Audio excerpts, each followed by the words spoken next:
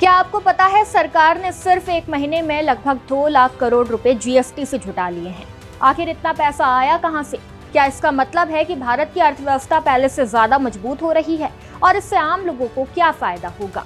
आज इस वीडियो में आसान भाषा में समझेंगे जून 2026 के रिकॉर्ड जीएसटी कलेक्शन का पूरा गणित। नमस्कार, मैं हिमांशी राजपूत और आप देख रहे हैं भारत एक्सप्रेस डिजिटल। सरकार ने बताया है कि जून 2026 में जीएसटी से रिकॉर्ड 1.94 लाख करोड़ रुपए की कमाई हुई है। ये पिछले साल जून के मुकाबले करीब 14% ज्यादा है। अब सवाल है कि जीएसटी कलेक्शन बढ़ने का मतलब क्या होता है।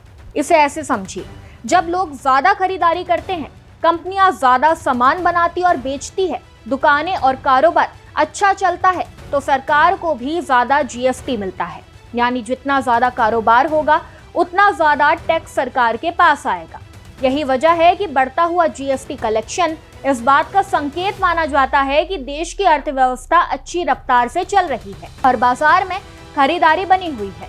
अब बात करते हैं रिफंड की। कई कारोबारियों को सरकार टैक्स का पैसा वापस भी करती है, जिसे जीएसटी रिफंड कहा जाता है। इस बार सरकार ने करीब 32,000 करोड़ रुपए रिफंड के रूप में लौटाए हैं। इसके बाद भी सरकार के पास 1.62 लाख करोड़ रुपए की शुद्ध कमाई यानी नेट जीएसटी कलेक्शन बचा, जो पिछले साल से करीब 11% ज्यादा है।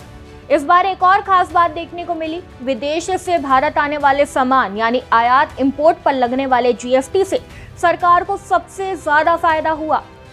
इस टैक्स से करीब 60,000 करोड़ रुपए मिले, जो पिछले साल के मुकाबले लगभग 35% ज्यादा है। इसका मतलब है कि इस बार विदेशों से आने वाले सामान का कारोबार भी काफी बड़ा।